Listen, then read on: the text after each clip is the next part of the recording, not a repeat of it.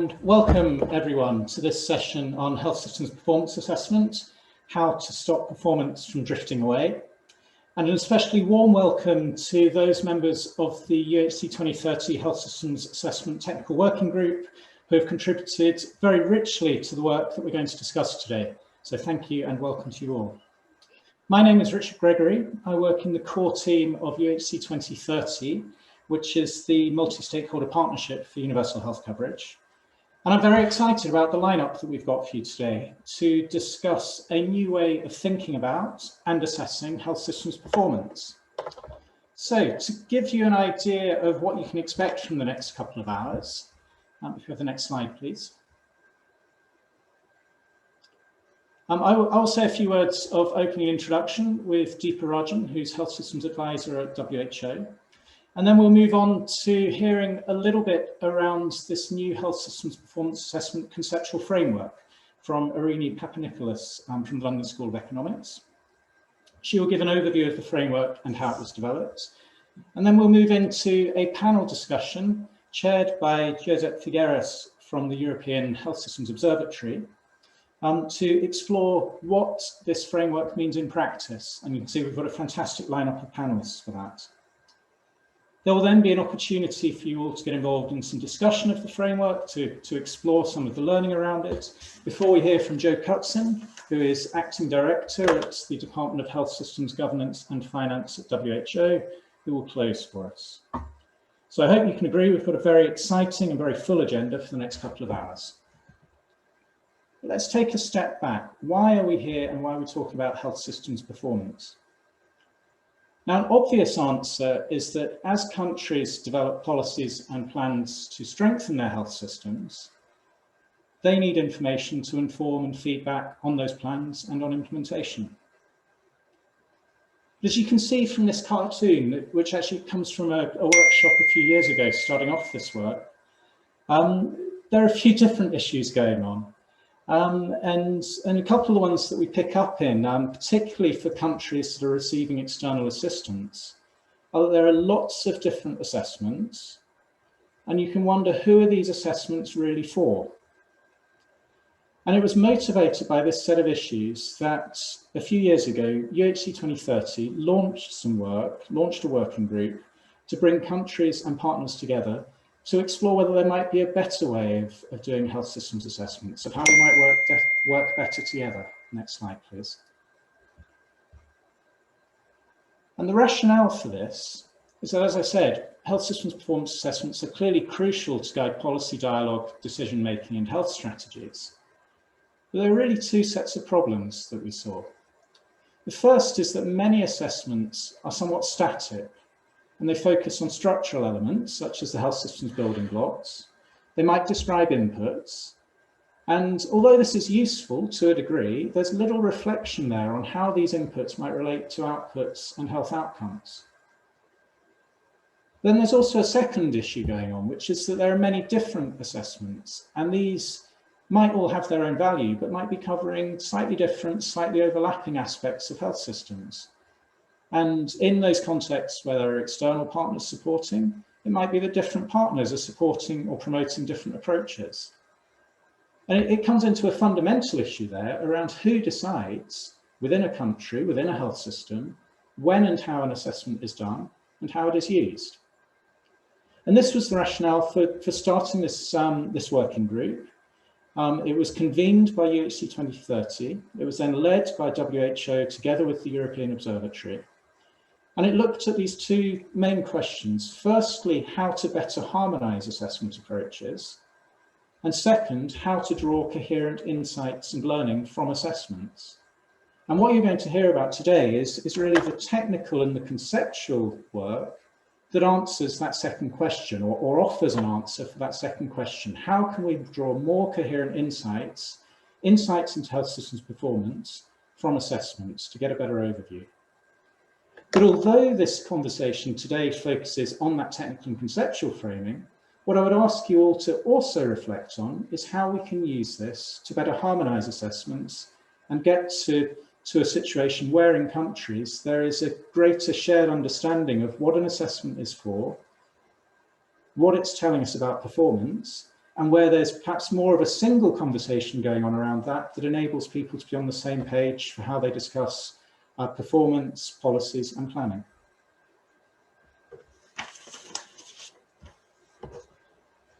So what you're going to hear about is really a team effort. It was, as I mentioned, convened by UHC 2030, led by WHO with the European Observatory. Next slide, please. You can see here we had great participation from a number of agencies across international organizations, development agencies, across technical organizations, academia, and NGOs. But perhaps most importantly was we had really great involvement from a number of countries. And what I'll close by saying is that if you look at those countries, you can see that there's a huge range of different country contexts there. So although part of the issue that we're getting at is around an aid context and external assistance and how to better harmonize, there's also a sense in which this work is relevant very much to all countries, because all countries face similar issues when it comes to needing to assess their health systems and be able to assess performance. And this is particularly timely as we're seeing in the context of the pandemic at the moment, where we can see even countries that we might previously have thought had strong health systems have also really struggled to handle the pandemic in many cases. So with that last thought around how this is relevant for all countries in all different contexts, I will hand over to Deepa Rajan to introduce the Health System Performance Assessment Framework and how it was developed. Thank you, Richard. And if we could go to the next slide, exactly. So I'll start with the technical working group and what we did in the working group. And so we spent the last 3 to 4 years really brainstorming, consulting with each other. Chongo, if you could show the full slide, consulting other experts, having some very intense working sessions, all underpinned by quite a bit of research. And this included, besides online meetings, of course, pre-pandemic face-to-face meetings, and also internal consultations with various specialist departments within WHO, especially those specialized in the specific health systems areas of concern. And this was really an effort from about 2017 to 2020. Next slide. And we spent the greater part of that first year really trying to work out what our objectives were and being precise about them, because we wanted to add value to what already exists. And, given the overall mandate of harmonization and alignment, we wanted to be clear that we don't duplicate. And what we spent a lot of time discussing was whether it would make sense to bring the different tools together and merge them really into a sort of single super tool. And the decision there was clearly no. It would make sense to harmonize and align them rather than fuse them together, because, as Richard said, each one has its own unique objective and raison d'etre, and a vast investment and institutional identity behind it. So the idea was then to say, okay, how can we bring together these tools and harmonize and align them in a way that their results are more comparable to each other, which then would reduce the burden on countries when they have multiple assessments. And in the course of our discussions and debate, one thing that came out very prominently was the fact that HSA results are, unfortunately, vastly underutilized in country. And this is partly because they're not always done with the country's policy and planning needs and cycle in mind, and rather fulfill other objectives. Sometimes they're academic objectives, sometimes it's the objectives of the tool owner or institution behind the tool. So that objective is usually programming funds or restructuring projects. And linked to that underutilization of HSA results is the fact that the results may not always be so policy relevant, which is one of the key reasons really why the results might not be taken so much in policy. So this is where the discussion on performance came in. So our policymaker, technical working group member especially, felt strongly that a health systems assessment, which is linked a health system assessment, which really gives you more that descriptive snapshot of what the system is doing and how it's doing in terms of weaknesses and strengths. If we can link that to an analysis of performance, that is an analysis of how far health systems goals are being achieved, that would be more interesting and relevant for policymakers. And this goes back a bit to what Richard mentioned, that HSAs tend to stay on the descriptive side, tend to talk about inputs and talk about the health system structure. And while that's incredibly useful in and of itself, what we would need to be more policy relevant is that analytic performance angle for policy purposes. So next slide. What we did was then we looked at the 7 HSA tools that we found after a large search. So these are really the tools which has as its objective a system-wide assessment, because many tools at first glance looked like an HSA tool, but they were actually so-called deep dive tools going in depth into a specific area of the system, such as financing or human resources for health. And these were the ones which were actually comprehensive in scope in terms of the whole health system. And we found that many of these tools didn't have an explicit conceptual framework underpinning the data collection guidance. So many had an implicit framework, which was roughly, but not always exactly, the health system building blocks. But an explicit framework was not always given, and mainly because these tools were very operational in their focus. So they provide detailed guidance for data collection and analysis in countries, but were less focused on conceptual aspects of the health system. So we felt that we could clearly add value as a technical working group and fulfill our own objectives by providing that conceptual framework to underpin these HSA tools. And that framework should bring the information normally collected within an HSA closer to that insight on how the system is performing and how the system is really doing vis-a-vis health system goals. Next slide. And if you're interested in some of the details of what we did, we have a website on the UHC 2030 website. If you go to the Health Systems Assessment Technical Working Group webpage, the tool review that we did, our meeting reports, everything is up there on the website. Next slide.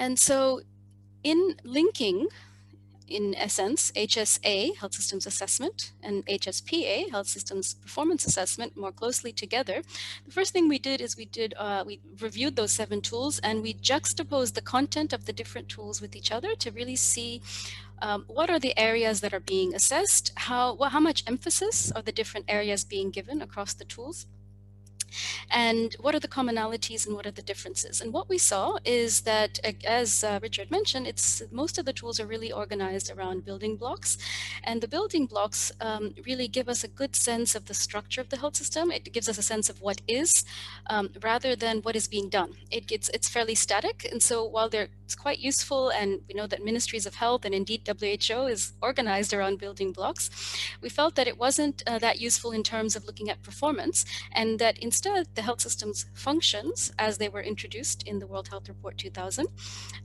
would be more useful. So those 4 functions are what you see on your screen: governance, resource generation, service delivery, and financing.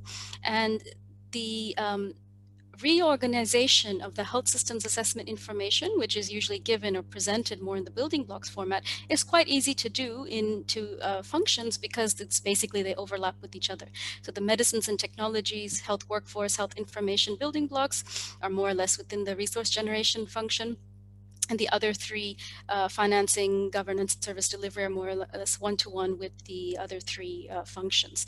And so what we basically did in the last 2 years of our technical working group discussions and debates and research, next slide, is we put together the functions, as you see on the left side, we link them to the intermediate objectives and the final goals of the system. And I won't go into details on this framework because Irini is going to present it just after me.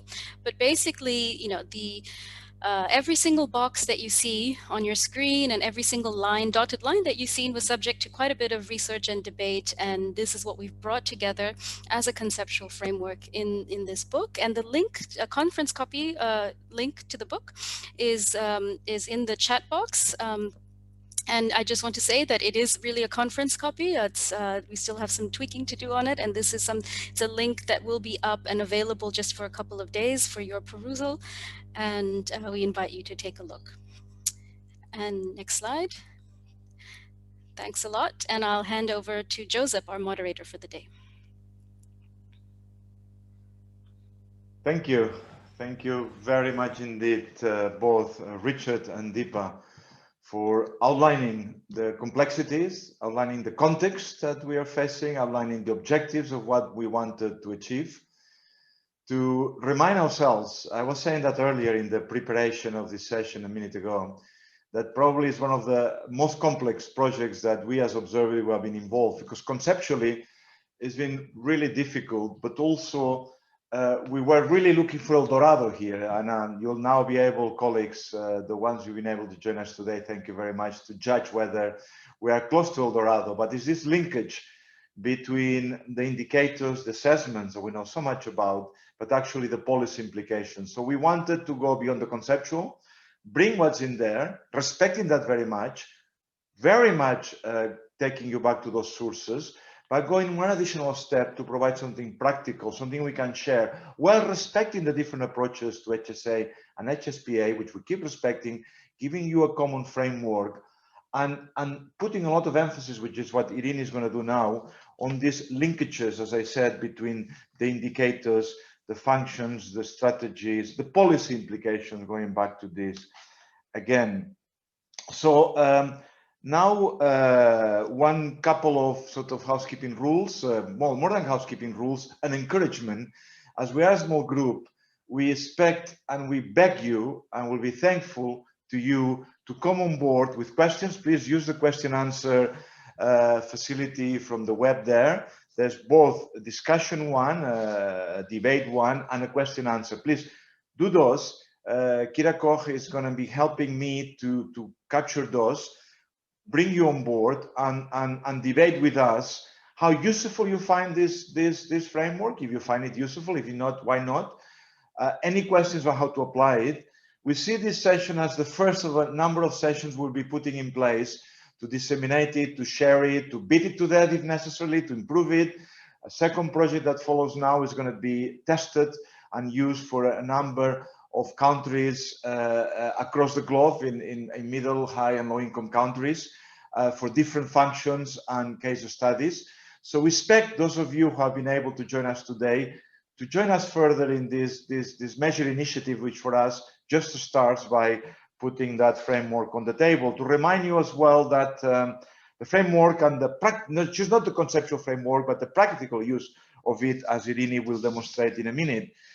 Also, as if you go to the web, you'll see a copy of the volume. Actually, we're releasing the first still draft copy, but final draft. We have to resolve. So there's a few issues. It's there for you to look at it, to use it, and it's freely downloadable then. So let me now introduce Irene Papanikolas, Associate Professor at London School of Economics, the first editor in this enterprise, in this work, which involved other editors as well, a wide range of authors and experts throughout the WHO, the Observatory, and in this technical working group that we heard about in the UHC, so 2030. So thank you, Irene, in name of all of you who've been working on that, all of us who've been working on that. And now, Irene, you have the complex task in 20 minutes, which I'm wasting already, taking time from you. Take it for a test drive. Convince us that really we advance the debate, which I'm sure we did, but you have to convince us we advance the debate. We're coming out for something that is much more practical and useful. And then after you, Irene, we'll have a discussion panel in which we'll get case studies to show how it works for particular policy questions, for particular policy challenges where we see assessment and policy implications. So that's going to be the next one. Throughout, please, colleagues that join us today, do shout, do put your comments, question and answer, and we'll bring you in, we'll bring those, and we'll have a very interactive debate. We build lots of space and lots of time to do that, and that's a great opportunity. Irene, the floor is yours. Thank you, Josep, and thank you, everyone. I have the task of presenting the framework that, as you've heard, is the culmination of many efforts and the work of many people. So let me get started. Next slide, please, with our objective. So you've already heard a little bit of this from the presentations before mine, but just to sum up kind of where I'm starting from, we see that there are multiple health system assessment efforts that exist, different tools, yet they also have slightly different objectives from one another and different objectives from what we call a health system performance assessment. So some of the different objectives that were outlined by Deepa were describing the organization of the health system. Other tools can look at the scope for health reform. Many of the tools look at how to assess and monitor the health system functions or building blocks. And some also look at assessing the performance of the health system, but not all have this last objective, assessing the performance of the health system, as their ultimate goal. And so when we came to creating the framework, we were thinking about how we can best make use of a lot of the information that's collected through these health system assessment efforts to think of how we can use them to assess health system performance. And is there a way that we can link them, the tools and the indicators, to meet this objective? So next slide, please. This takes us to kind of the fundamental premise of the framework and what really we were hoping to add to the space with this work. I guess one of the main assumptions that we're making here is that we believe that health system performance is the attainment of certain health systems goals, and that attainment is very closely linked to having well-performing functions within the health system. We also believe that the performance of functions can be assessed, and indeed many of these previous tools that we're working from do look at how to assess these functions and collect indicators for this. And we'll see later within the framework, we look at specific assessment areas for each of the functions to draw upon these indicators. And so the common framework that we present, which we call the Health System Performance Assessment Framework for Universal Health Coverage, aims to showcase these linkages, and specifically how you can get, as a policymaker, from measuring the performance of functions to thinking about how that performance is linked to the performance of the health system. And what we mean by that is the attainment of the final health system goals. So on the next slide, you'll see the approach that we took to create this common approach or this framework. So we didn't start out this effort aiming to reinvent the wheel. In fact, it was very much our intention to draw on the existing work out there. So we wanted to incorporate as much of the conceptual thinking that's used by these health system assessment tools, as well as existing health system frameworks that have been used for previous health system performance assessment exercises, and find where there is similarities in conceptual thinking and where there is room for development to address maybe gaps that exist. And so our first step was really to review these existing approaches, and we had 4 key areas that we wanted to review in mind, which we thought would provide us with a good basis from which to construct our own framework and identify these similarities and gaps. So first we started by thinking about what is the health system? So what is the unit of analysis that within a health system performance assessment we could expect to assess? And we looked at this, again, as I said, from the existing HSA tools that Deepa outlined and a number of health system frameworks that have been used in the past for health system performance assessment exercises. The second thing we looked at was something that we labeled quite broadly, which is what are the organizational components of the health system? And by this, we mean essentially the functions, the building blocks. We tried to steer away from those 2 terms because they've been used in specific tools, but essentially what we're talking about are elements of the strategic design or structure of the health system. So how do these different tools and frameworks lay out the structures of health system, and what are they identify as the distinct components that make up a health system? The third thing we looked at was how is the goals of the health system defined? So what are these goals or objectives or final outcomes that these different tools or frameworks have as kind of the end goal, and ultimately what we're looking at in terms of achievement when we assess health system performance. And then finally, and this is where we're also thinking of how we can fit in and contribute, how and if these organizational components are linked to objectives in previous work, and can we draw upon that thinking? So I'll take you through each one of these steps before presenting our final framework. So on the next slide, you'll see our first question of what is a health system? And here, when we reviewed the health system frameworks and the health system assessment tools, we found that the majority actually employ the definition presented by Murray and Frank in their conceptual framework in 2000 that is the basis for the World Health Report, which was the resources, actors, and institutions related to the financing, regulation, and provision of health actions. Well, health actions are any set of activity whose primary intent is to improve or maintain health. And given that there seemed to be so much conceptual agreement around this definition, this is what we also adopt as our setting the boundaries of the health system. But before moving further, we wanted to situate the health system within the broader context, because we know that there's other factors that are very important in influencing the attainment of many of the final goals of the health system, such as health improvement. And so what you can see on this slide is, if you like, our framework and the boundaries that we have set, situated within a broader context. And we have these arrows indicating that the broader context, by which we mean various social, economic, political, and cultural factors, can influence the way the health system works, and particularly the final goals. And actually, some of these we can even influence. So you'll see that there's an arrow going from the governance function through socioeconomic determinants of health to health improvement, indicating that, you know, one of the functions of governance is to have intersectoral collaboration, which we'll talk about later in the panel, and that can have a direct influence on health improvement. And the other thing that we wanted to bring out in thinking about the bigger picture is also that while we're focusing, because this is a health system performance assessment exercise, on the objectives of the health system, the health system can also contribute to a broader set of societal goals. And this has been mapped out in other efforts.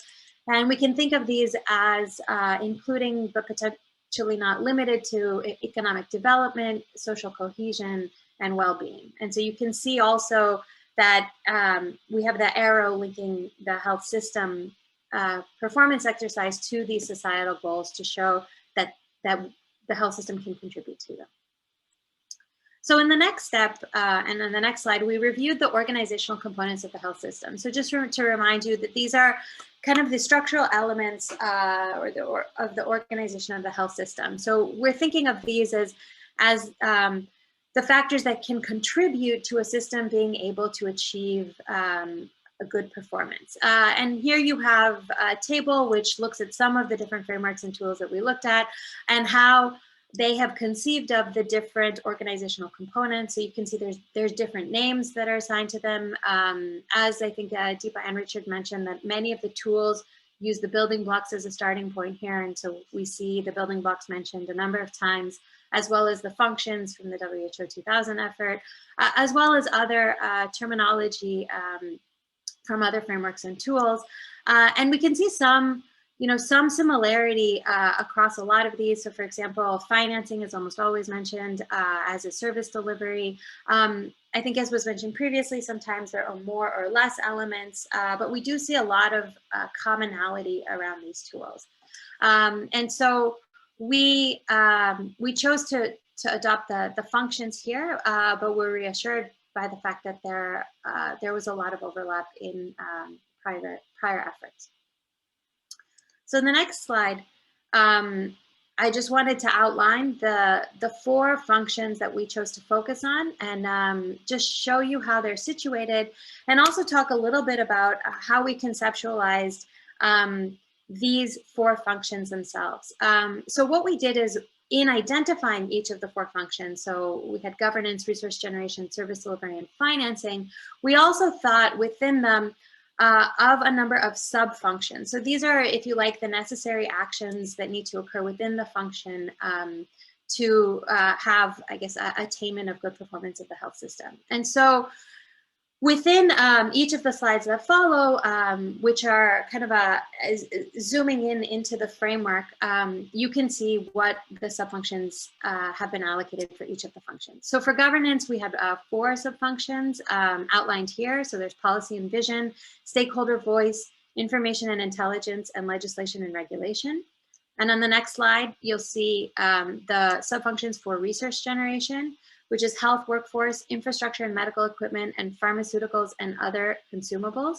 But also you'll see this blue box, and this blue box is relates to the governance function. So one thing that we thought it was very important to emphasize within the functions is that governance, a big part of the, I guess, the sub-functions of governance is the governance of the other functions. And so there's going to be a number of activities within within governance that are related to the governance of resource generation. So for example, setting standards for the volume and quality of the health of each of the other sub-functions. So if you go to the next slide, you'll see the sub-functions that relate to financing. So again, you see that there's the governance of financing. So this is another sub-function of governance. But within financing, we identify 3 specific sub-functions. And that's revenue collection, pooling, and purchasing. And then our final function, service delivery, again, you see the governance of service delivery. So that again relates to the governance function. And then the 3 sub-functions here are public health, primary care, and specialist care.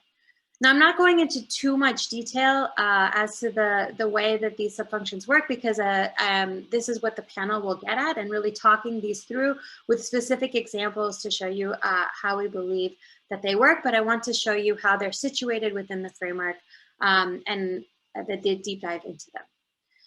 So the next step that we had was thinking about the other side of the framework. So what constitutes good performance of the health system, and what are the different health system objectives? So again, here we turn to the different tools and the different frameworks, and we noticed that many of these break down the health system objectives into 2 types of objectives, kind of final outcomes and intermediate outcomes. And we also adopt this thinking.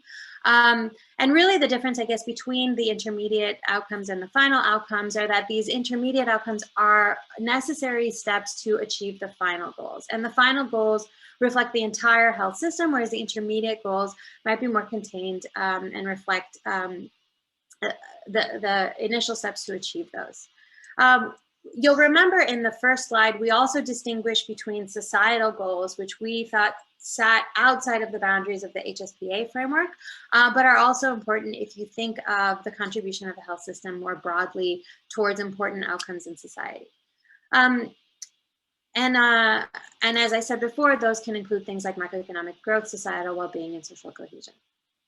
So on the next slide, you'll see the final health system objectives that we identify. So really attaining these and is what we're talking about when we think of attaining good health system performance.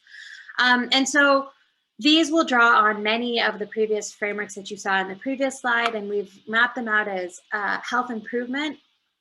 This should say patient-centeredness, as you can see in the figure, financial protection, health system equity, and health system efficiency. And these last 2 final objectives are cross-cutting in the sense that they span many of the first 3 goals. So when we think about health system equity, what we're thinking about is the distribution within health improvement and patient-centeredness to ensure that there isn't inequitable distribution in these goals. And when we think of health system efficiency, we're thinking about the resources used to achieve the other goals and ensuring that we're not wasteful in doing so, and maximizing resources to achieve the other outcomes.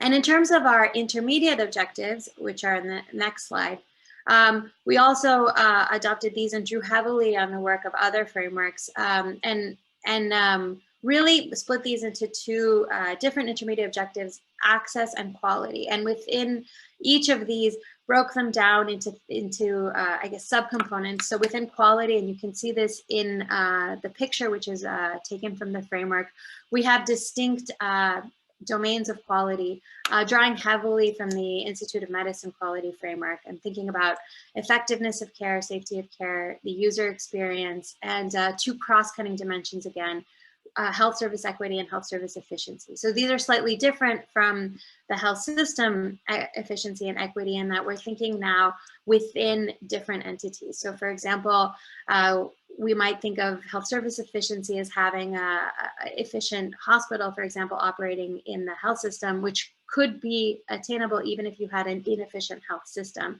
So it has more to do about the allocation of resources within a particular organization rather than across the entire health system. And so these were the, I'm sorry, and then for access, and you can see that it's mapped on at the bottom. We haven't mapped out the specific subcomponents of access in the figure, but we do think of access as being kind of wide encompassing and thinking about different barriers to access, and including the approachability of health services, acceptability, availability, affordability, and appropriateness. So really thinking of quite a broad definition of access. And we separate this from quality because we think of quality as goals that are achieved once you are in the system and have access care. And so that's why we have both represented separately on the framework. So on the next slide, and this is really where we started to think about our value add. We wanted to, as we said before, think about how we can link these organizational components, or in the case of our framework, the functions, to the health system objectives. And there are some prior frameworks that do this, and here you can see two pictures from the WHO 2000 and the WHO Building Blocks report, where you see, especially in the WHO 2000 framework, linkages between some of the functions of the health system to the objectives of the health system. And also you can see that in the 2007 figure through the intermediate goals, the links of the building blocks to the final outcomes. But what we wanted to develop more was thinking about, if we take the functions, how do we know that there is good performance in each of the functions, and how can we link the performance of the functions then to the objectives of the system? And so this led us to really think more deeply about how we would assess each of the functions themselves. And when we think about, for example, financing or service delivery, what do we mean by having a good financing system or good service delivery? And can we break that down into particular assessment areas mapped onto indicators, for example, from some of these health assessment exercises that can help us understand where we can improve the functions, which would then improve the objectives of the health system. So in the framework, we want to show not only the links between the functions of the health system to the objectives of the health system, but also we want to think about the assessment areas of the functions themselves. And so kind of, I guess, triangulating all of that. So if you do think that there is a problem, for example, in one of the objectives, you can trace that back to the different functions and think about where you would look to try to understand if the function itself can be improved. So if you go to the next slide, this was already, I guess, briefly shown, and it puts all the different parts together of the functions, the intermediate objectives, and the final goals. And what you can see now is or appreciate is what these different lines are. So we have two different types of linkages. We have some structural and functional links, which you see pertaining to the functions specifically. And remember, we had governance kind of within each of the other functions. And so this shows the linkages between the functions themselves. But then also we have these dotted lines, which are the performance links within the health system. So these linkages represent where the performance of the functions can influence the performance of the objectives of the system. And what you'll notice is perhaps that there's a link, many links, I guess, between the functions, and then a few links going out to the final goals and a few links going to the intermediate goals. So a lot of the linkage between the functions and the objectives goes through the service delivery function. And so you can see that's why the service delivery function is also situated closer to the objectives. But there are also some direct links between each of the functions and the final goals themselves. So I'll just give you one example of that, and hopefully the rest come out nicely in the panel. But so, for example, you have a link between resource generation and the efficiency of the health system. So Here, a lot of the performance of resource generation will influence the final objectives through service delivery in terms of the amount and quality of resources produced, such as the health workforce and other inputs.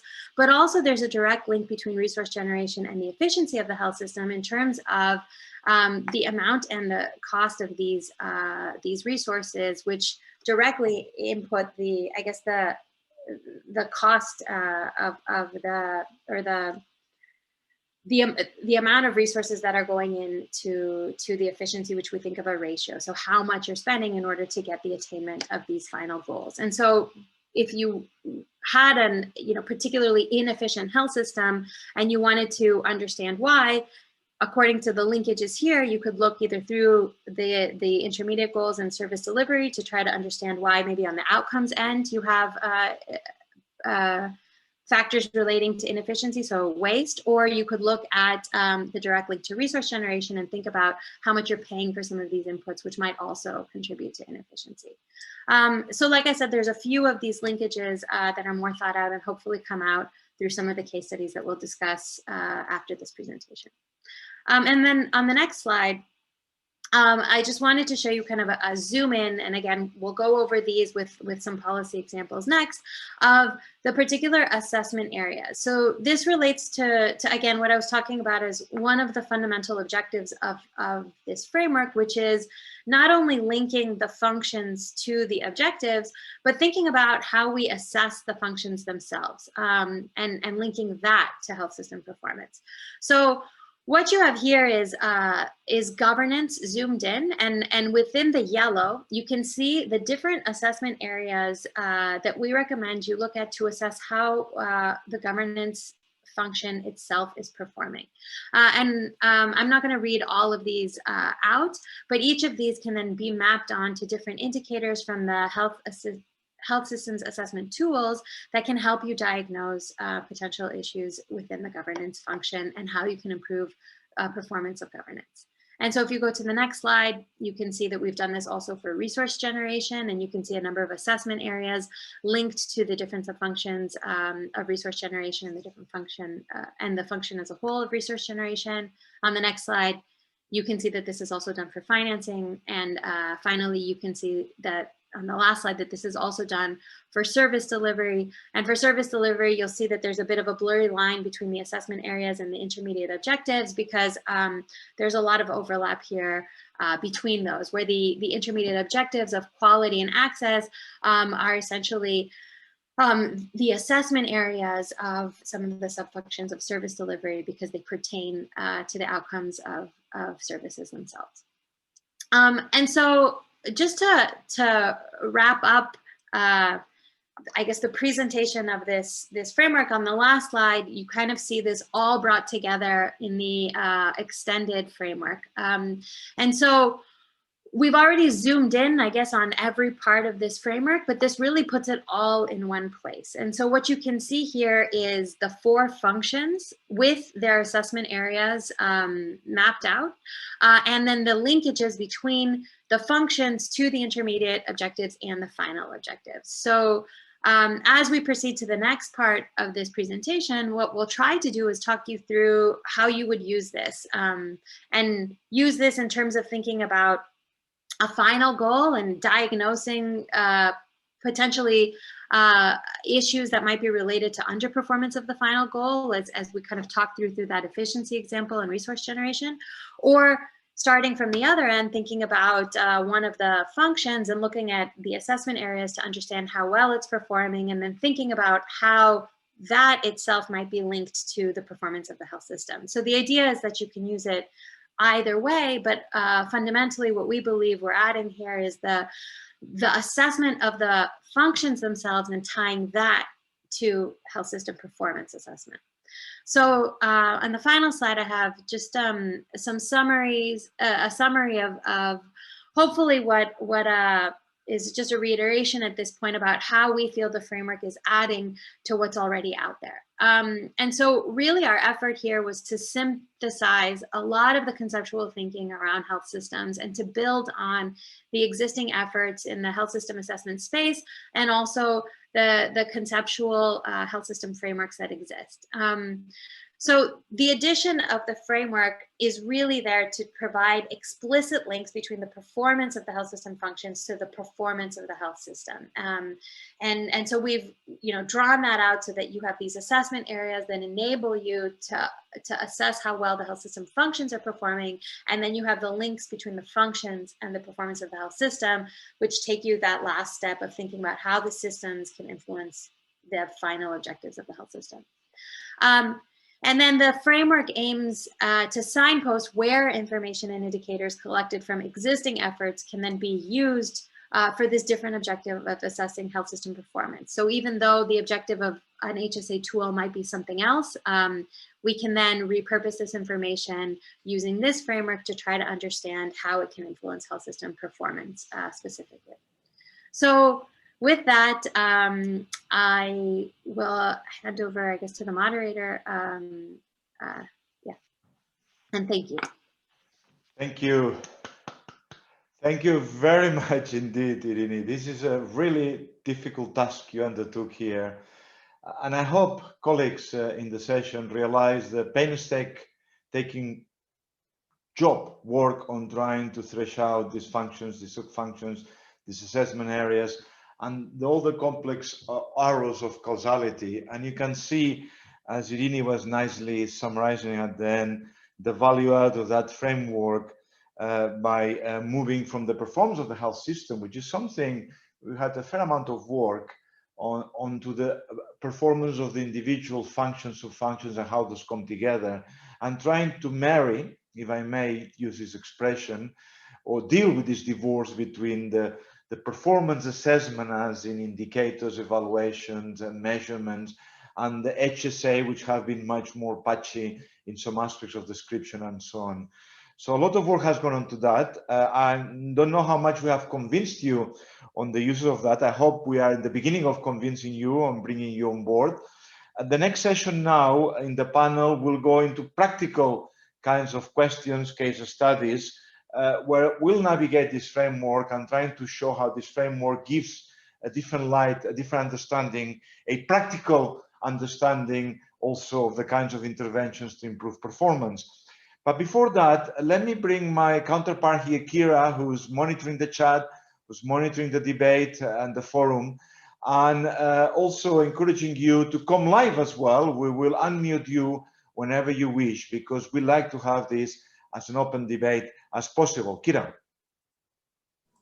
Yes, thank you so much, Joseph, and thank you so much for all the presentations so far. Just a quick comment, because we will have some more interventions from our panelists, but we have a Q&A session later on, so please, we also have the option to allow you to talk. So if you wish to do so, just write a quick comment in the discussion forum. I will be monitoring it and then can allow you to make the intervention. So that's not a problem at all. Since we are a smaller group today, I think it's nice to make it as interactive as possible. So over to you, Joseph, and please use the discussion forum, the Q&A, so we can bring in your thoughts already up front. Thank you so much. Yes, and I believe there was already a point from Zakaria that we want to bring live later on, if that's okay, Zakaria. So, but now let's start with the panel discussion. If I can ask you to take out the presentation, the thank you, which is a big thank you to you, Irini. Exactly, and now ask all the panelists to join me live, visible, please. And I'll ask first, the first panelist now, which is Katja Rohr-Herold, who's been very much instrumental into this. I think it's Katja that starts now, yes, who's been very instrumental in all this exercise to give us a sense of one of the functions, the resource generation, and talking about the availability of pharmaceuticals. So she's going to take the resource generation test drive, as I've been talking about, for the availability of pharmaceuticals. And then I hope to have more views from the rest of the panelists on that, on other areas, and the audience and the participants. Katja. Thank you, Joseph. I hope you can hear me. Indeed. technical support that my connection is not so good. I hope you can hear me. Yes, we do. Okay, perfect. I'll start right away with resource generation, or let's say the availability of pharmaceuticals. So, I mean, you have seen in Irene's presentation just now. So she presented the 3 subfactors of resource generation, which is health workforce, infrastructure, medical equipment, and pharmaceuticals and other consumables.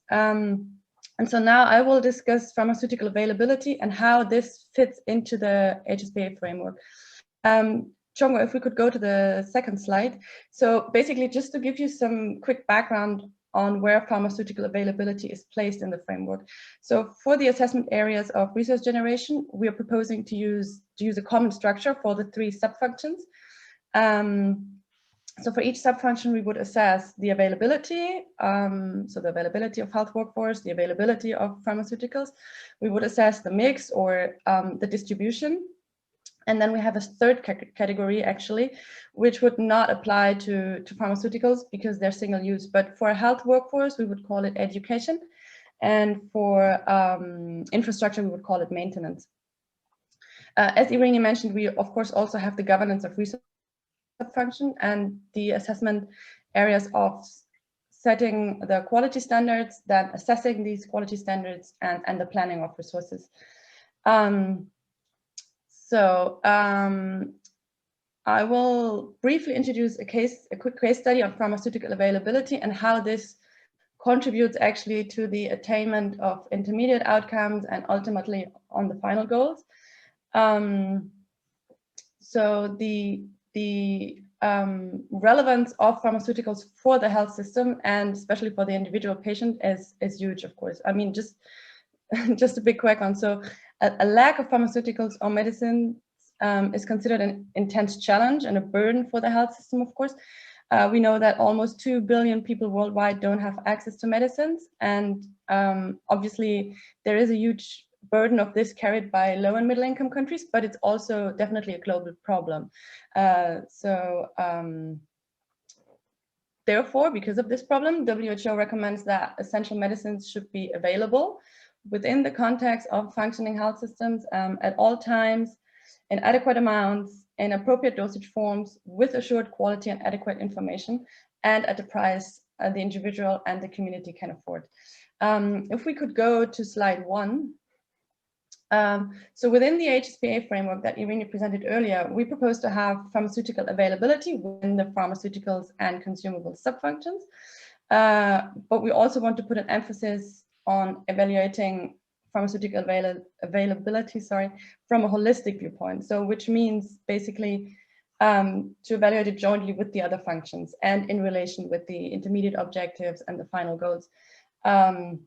Because it is actually crucial to consider pharmaceutical availability beyond the strict input perspective.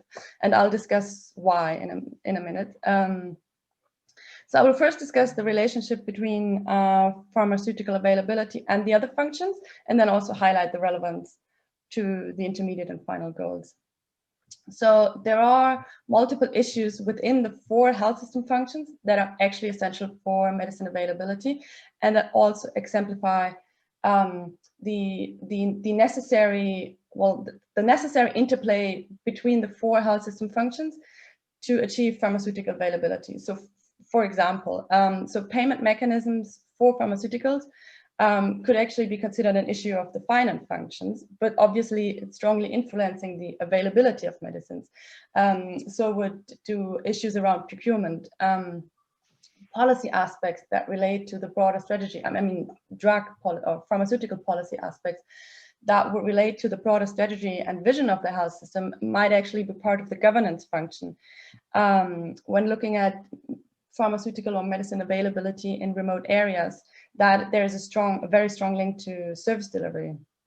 So there is an interaction between the 4 functions that is actually crucial or essential to attain medicine availability, and especially when pharmaceutical availability is coupled with the affordability of medicines, then it has a very strong impact on access, or then it can be considered a decisive element of access even, which is one of the intermediate system goals, as Irene just described. And therefore it is an assessment area of the service delivery function itself.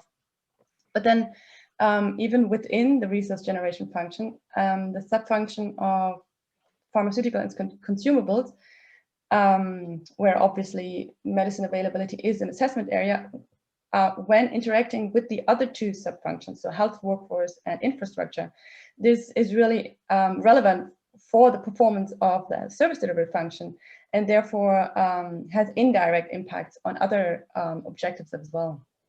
And another related issue is that it's, and that's also an issue that Irini brought up, it's important to understand that the relevance of pharmaceutical availability for the health system is two-dimensional. So the four functions need to closely work together to achieve availability of pharmaceuticals, but then also pharmaceutical availability and especially the lack of it has repercussions on the performance of the service delivery function, and so subsequently on the attainment of the intermediate and final goals.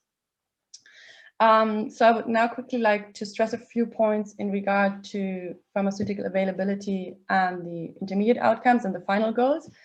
So, well, as we've seen, so the performance of the service delivery function is directly linked to pharmaceutical availability.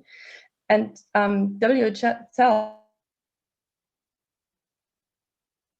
pharmaceuticals and intermediate health system objectives are linked because WHO suggests or mandates for reasons that essential medicine should be safe, effective, of good quality, and of essential medicines is for quality and effectiveness, and then again quality and effectiveness as health system intermediate goals. And then addition to that, pharmaceutical availability has an impact on the final health system goal of health improvement and financial protection, because in terms of health improvement, we can establish that the lack of medicines will increase morbidity and mortality, and then on the other side, the availability of medicines will reduce mortality and morbidity. So it has an impact on the final goal of health improvement. And it could even go further because one could argue that the availability of pharmaceuticals, due to this ability to support the decrease in morbidity, it has an impact on people's abilities to contribute to society economically and socially. So it even leaves the boundaries of the system, the health system. And then additionally, it's essential to consider the affordability of medicines, because, and there's the link now, because availability of affordable medicines impacts on financial protection. For example, a very large proportion of out-of-pocket payments, especially in low and middle income countries, is spent on medicines. And by finding ways to reduce these payments, so for example, by exempting poor population groups from these payments, will help them in not experiencing catastrophic pharmaceutical expenditures, for example. And then one last word on the final health system goal of equity. So this two-dimensional relevance of pharmaceutical availability on the performance of the functions and on the system is also quite relevant for equity as a final goal, because on the one hand, the lack of medicines, it can be a consequence of inequities that are generated through weak performance of the functions. So, for example, if primary healthcare does not provide equitable medicine access, then that would need to be attributed to weak performance of the service delivery function. Another example would be the lack of exemption schemes. So for poor parts of the population, so that would be within the finance function. The governance function could create inequities. For example, through sort of using policies that are not inclusive enough, for example. But at the same time, and that's sort of the two-dimensional aspect of it, the lack of medicines can also create further inequities. For example, due to the increase in morbidity and mortality, people, and especially poorer parts of the population, might face challenges when getting sick to provide for their own income for the income of the families, which will create further inequities. So just to conclude or to sum up, so even though medicine availability or pharmaceutical availability is embedded in the resource generation function, and it also should be considered as a resource to be generated, it has an essential role and impact on overall system performance and vice versa. And I'll hand back over to Joseph. Thank you. Thank you very much, Katja, for the effort again to show the linkages, which I think they give a very helpful insight to the availability of pharmaceuticals. It shows how simplistic sometimes we are in addressing these problems, and I think that's part of the beauty of the framework, that there are no simple cause-effect relationships. I have many questions myself, but I think I prefer now to move on to the rest of the panelists and then have some debate among ourselves. So I will ask Marina Karnikolos to now give us a case study with lots of examples is what we want to give you here, practical examples as to, in this case, the function of delivery and the effectiveness of delivery. Marina. Hello, and thank you so much, Josep, for the introduction, and thank you to the previous speakers for introducing the framework in a very clear way. I'm going to talk about service delivery, and as you can see, service delivery function sits closer to the objectives and goals. We identified 3 sub-functions for service delivery: public health, primary care, and specialist care. We recognize that there are various ways to conceptualize those sub-functions, but we find that this grouping fits most of the various settings and service delivery platforms. So service delivery is situated further to the left because it is in many ways a product of governance, financing, and resource generation, and its intermediate health system goals largely serve as assessment areas for service delivery. In this particular example, I'm hoping to demonstrate how service delivery can be assessed in terms of effectiveness and what effectiveness indicators can tell us about service delivery and health systems performance. So using effectiveness as an example, next slide, please. The assessment slide, if we could have that one. Yes, this one, please. Thank you. So effectiveness, as you can see, it's in yellow within the, is kind of,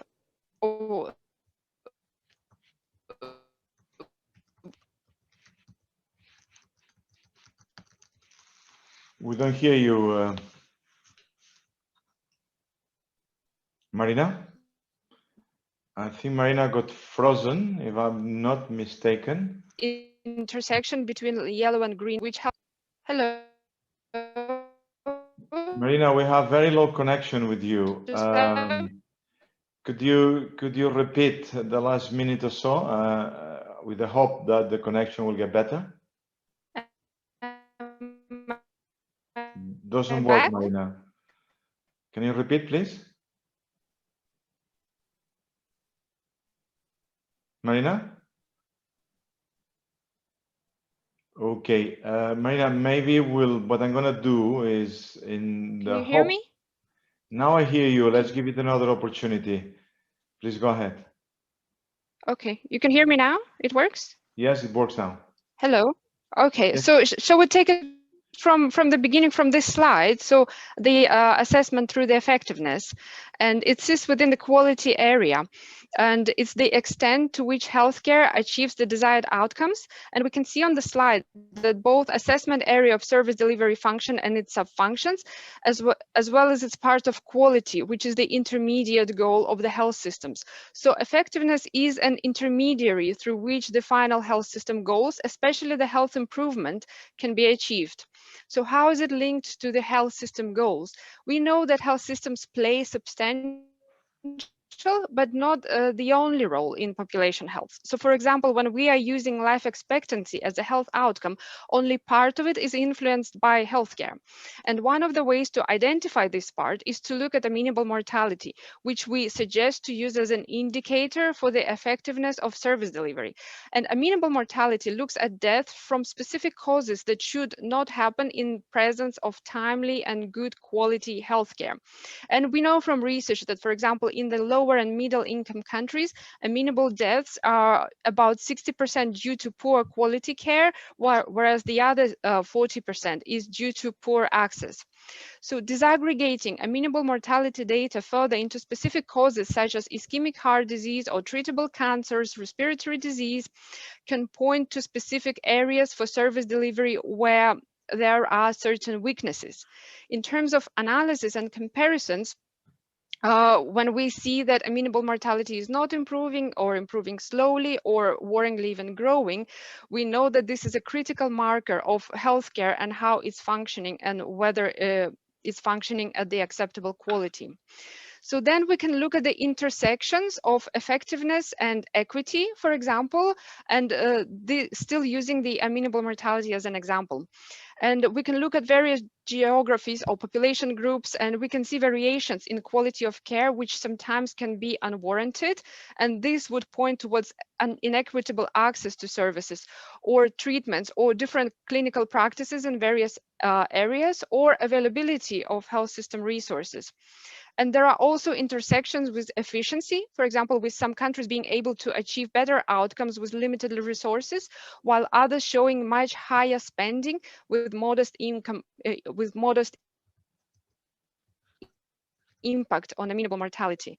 And this also links with our goals, the other goals, such as financial protection or lack of people-centered approach may result in barriers of accessing care.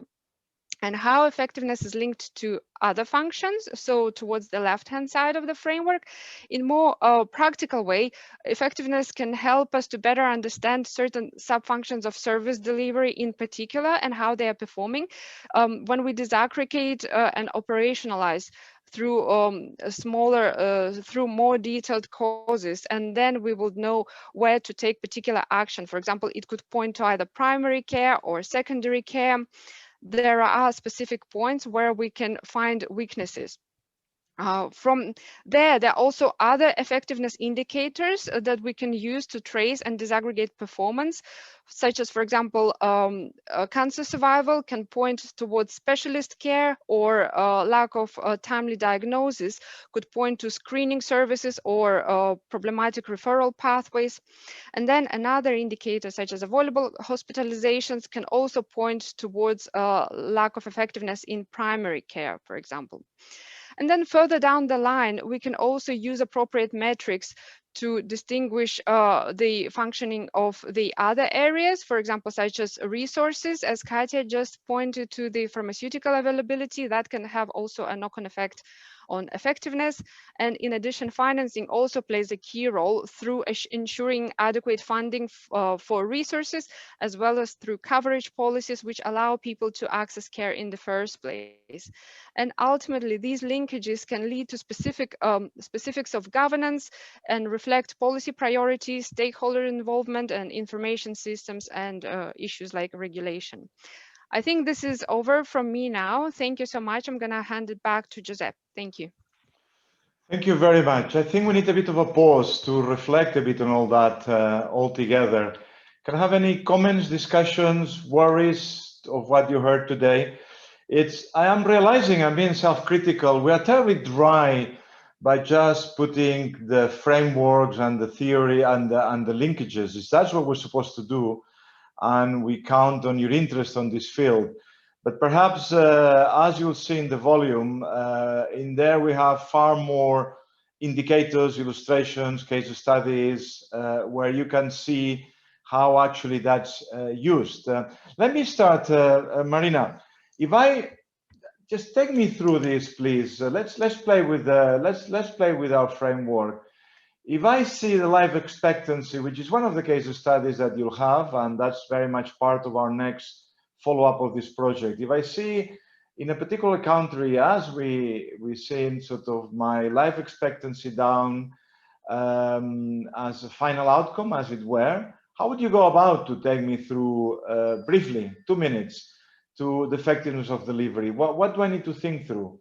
Because I think this is one of the key questions that usually working with our policymakers, and this is very much about working with the policymakers, it's not just about assessing and policy implications, but communicating with them what's going on.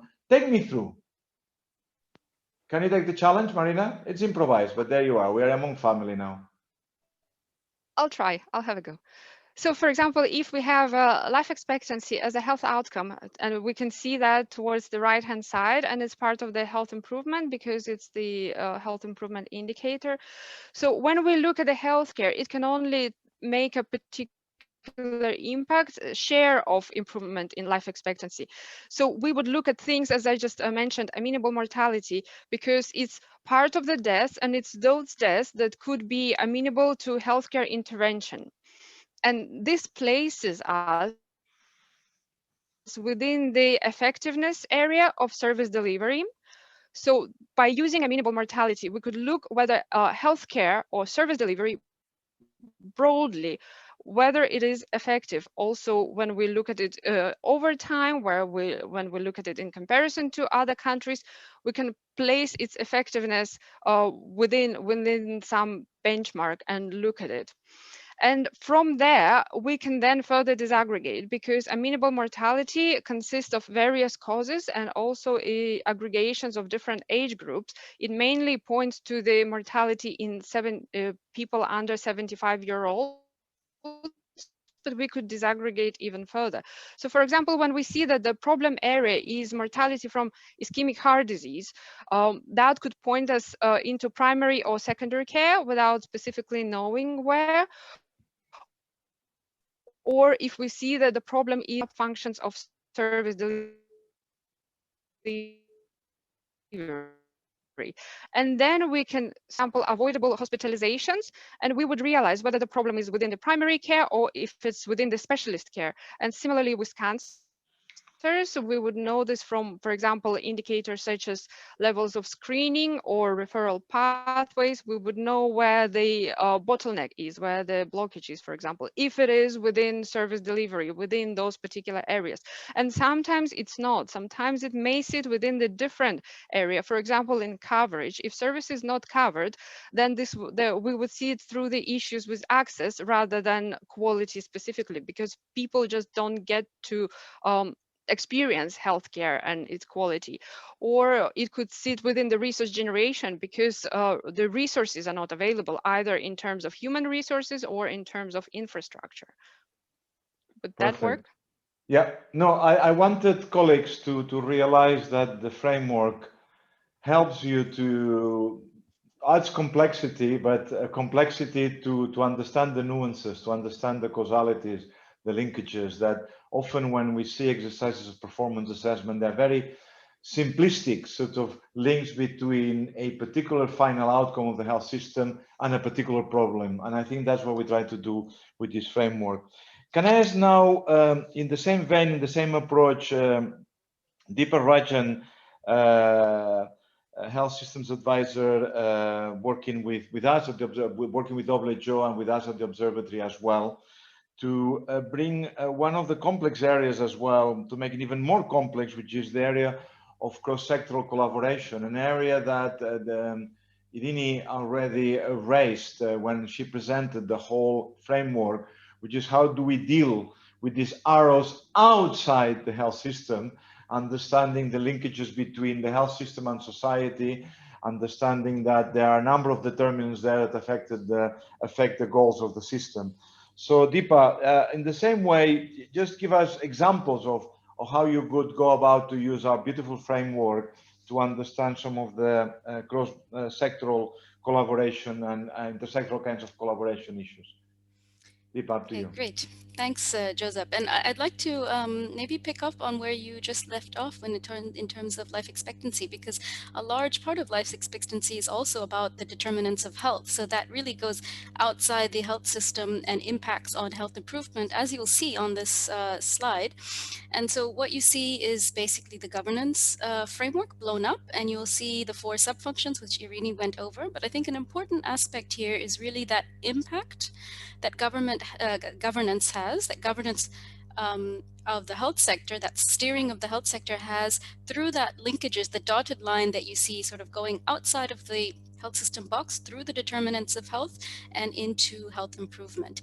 And so I'll hone in on one subfunction, and that is the policy and vision subfunction. And if you go to the next slide, we'll see the assessment areas, and that you'll see that one of the key assessment areas of the policy and vision subfunction is really about intersectoral collaboration. It's about having health in all policies and ensuring that health stewards who are responsible for those health outcomes, such as improved life expectancy or improved health, and amongst other health system goals, that one of the ways to do it is to steer, is within the governance function, is to not only steer the sector within that health system box, but to also influence the other sectors, work collaboratively with other sectors to influence that dotted line going down through the determinants of health.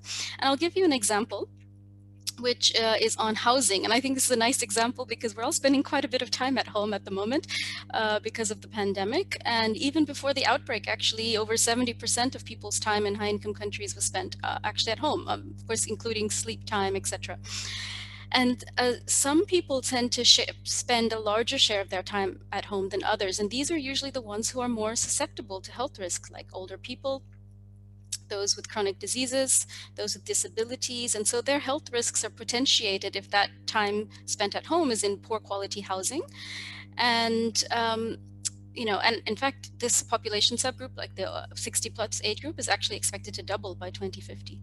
So when I say poor quality housing or poor housing conditions, what does that mean? So we're talking about overcrowding, we're talking about faulty or low quality construction or maintenance, houses that are not adequately insulated against both extreme heat and cold. So this has an impact on respiratory conditions, on cardiovascular conditions. There's also a growing literature based on mental health problems being triggered or exacerbated by lack of tenure security as a source of chronic stress, so the threat of eviction. And these are just a few of the health conditions which has a fairly strong literature base. And I haven't even gone into informal settlements, slum dwellings, homelessness, which is a big determinant of health. With the homeless have a much higher prevalence of asthma and diabetes and mental health illnesses. So basically the point here is that housing is a strong determinant of health. So in order to address it, we need political will, of course, but also coordination between the different level of government and different types of actors. And a critical element of that is making the co-benefits clear. And that's really what health stewards need to do. It's what this policy and vision subfunction and that assessment area wishes to capture of intersectoral collaboration, the quality and the existence of intersectoral collaboration. Is how far health stewards are really able to demonstrate those co-benefits, for example, with the environment, where we can show co-benefits with energy efficiency and reduced carbon emissions, or with education, with lower absentee rates in children, with, especially those who have chronic respiratory illnesses, and where those housing conditions might trigger absenteeism. And a positive example of health stewards really prioritizing intersectoral collaboration and the health and all policy approach, thereby showing a strong policy and vision governance subfunction, comes actually from New Zealand, from South Auckland, where 20 years ago, following a meningococcus outbreak, they began really in a low-income population. living in crowded housing conditions. And a number of studies at the time emphasized that the risk of further outbreaks would is actually quite high unless those housing conditions were addressed. So health stewards really reached across to other sectors and joined forces to put in place something called the Healthy Housing Program to improve home insulation and ventilation and overcrowding. And the point is that because those health stewards were able to sort of leverage the shock of that local epidemic to collaborate widely across sectors and ensure that health was indeed in all policies, really led to some improvements, because a 10-year follow-up study found a significant reduction in acute hospitalizations for people under 34 years compared to the period before the Healthy Housing Program was put in place. So this is really, that really shows the strength of that link that you see on that slide of the governance function going through the determinants of health back into health improvement. So intersectorality is really at the heart of health policies, and that means proactively and jointly advocating for those multifactorial benefits of interventions which are essentially outside of the health sector. And this is exactly why that policy and vision subfunction is assessed through a number of assessment areas, amongst which is the intersectoral collaboration. And this strong governance function within a country's health system, so it hinges on that capacity of health stewards. But besides impacting on health or health improvement, what you see on the right side, we also impact on other final goals by addressing, for example, housing conditions. So addressing housing conditions means you're addressing people's non-medical needs linked to health. So that's basically people-centeredness, which is a measure of how responsive the health system is to a population's non-medical needs.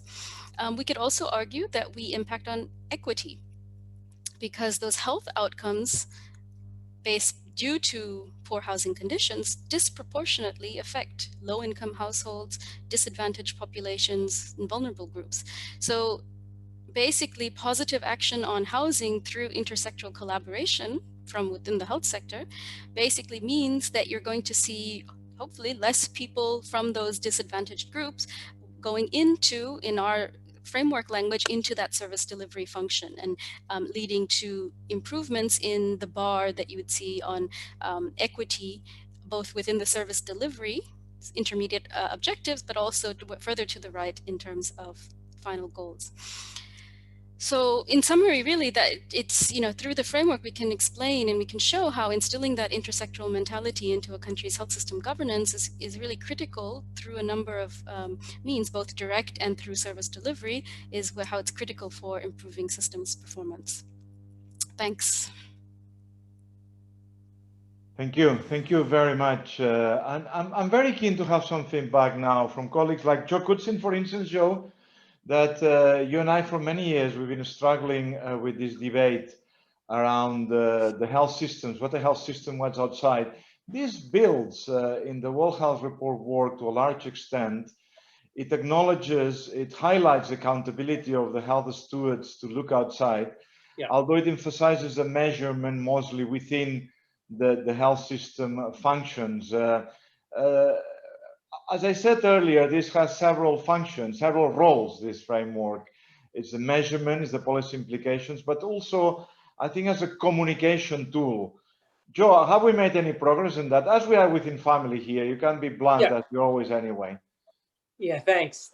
I'm not sure that we've made enough progress on it. It's really good. I was struck in Deepa's presentation because it's really important to look at this more systematically than we have in the past. We had, and I remember we said, well, yes, this is the responsibility to influence what other sectors are doing is part of government stewardship or health sector stewardship. But we haven't, as far as I've seen, we haven't done a good enough job on this in terms of really thinking systematically about it. And I think it's become very evident in some of the things happening with COVID and so on, that these links between housing and education, nutrition, all of these things come together.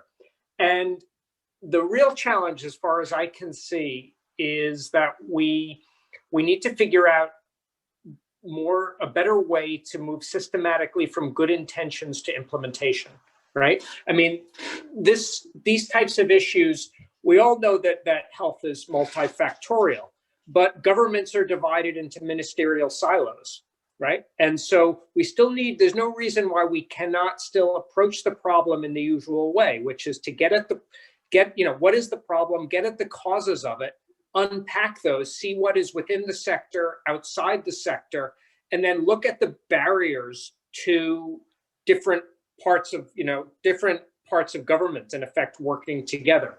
This is going to raise not only the issues around the silos at the national level, but also thinking about local versus central responsibility. And to what extent can the central level actually, we don't want to have like a new central level social determinants program, right? A lot of those issues really need to be solved locally, and we need to figure out how to budget for them and how to do the accountability for them. So I think a framework like this can help think that through. And it's really about time that we've done more than pay a bit of lip service to it. So let me leave it at that. Thank you. I think the framework doesn't go into that, doesn't explore that arrow, that dotted arrow there. It says it's there. It makes it very clear that health stewards are accountable to work with other sectors, get the other sectors together, but it doesn't go to explore there, and a lot of the work needs to be done there. There's a lot of work, Joe, there, of course, with local interventions and so on, but we haven't brought it quite at the broader, large political level within government and so on. But let's park this one for a second and come back to that in a minute when we are in more the broad panel discussion and the Q&A and so on. Let me have now actually your colleague, Matthew Jowett, for a senior health financing specialist working with you, Joe, to talk about the final function, the one that perhaps is the clear one of all, Matthew. The financial protection is the one that perhaps the arrows are clear and the causalities are clear, still though there are many nuances there. Could you sort of thresh out a bit your baby? You guys been at the leadership in this work now in Geneva and before, both of you, by the way, in Barcelona, in our region, who's working in the Barcelona Center of WHO, who's supporting you and working with you very closely on that. Could you give us sort of a sense of how you use the financial protection kind of debate, indicators, to tell us a bit about the performance of these functions and sub-functions? Matthew, welcome. Sure, yeah, thanks. And yeah, I mean, I think a lot of people know Joe's responsible for much of the conceptual thinking. So there's three core functions that you see on the screen. They're revenue collection or revenue raising, we sometimes call it, pooling and purchasing. I think are pretty broadly accepted now. I think it was fortuitous in a way when the conversation started about the work you've been leading, Giuseppe, and work that on this particular piece of work, because 3 years ago we started looking much more closely within the financing function with the objective of developing a more systematic way. Well, initially it was about monitoring progress, right? How do we actually monitor progress in health financing at the country level? And this has evolved quite rapidly in the last few years to into something called the Health Financing Progress Matrix. And at the heart of that matrix are 19 statements of what matters in health financing. It's our kind of attempt to articulate, crystallize what is now a very large body of thinking, I would say, both conceptual and empirical on health financing, but to try and crystallize that into this set of statements. We call them desirable attributes. It's what matters in health financing. We developed an assessment out of this, which is actually 33 questions. And for each question, we articulate what does progress, why does this question matter? What does progress actually look like? and how do you articulate that progress? And so we have sort of 4 broad levels of progress, which actually build on these attributes. The attributes are like, in a sense, a set of benchmarks. It's what we're aiming for. So we've tried to, in a sense, come back down the results chain, right? The SDGs, the higher levels of assessment, the financial protection as focused on in this. You know, the way that's measured is well established now. You only get data every 5 years or so. So we've come right back down the chain to try and articulate around these core functions within financing. You know, how do we know if there's good policy? What is good policy? So we've tried to articulate that. What does progress look like? And in a sense, by trying to articulate that, we start to move along these dots, right? We start to move along these dots because when we say, you know, what is good policy, you know, what we're basically saying there is, what do you do in revenue collection, for example, we can go to the next slide, actually. I think that might be more useful. You know, what are the things that matter in revenue collection or pooling in order to improve administrative efficiency, or in order to improve equity in pooling, and then to keep moving further to the right. Now, we've actually tried our best, and some might say it's foolish or overly ambitious, to actually map those connections using the evidence, you know, using the evidence that's out there.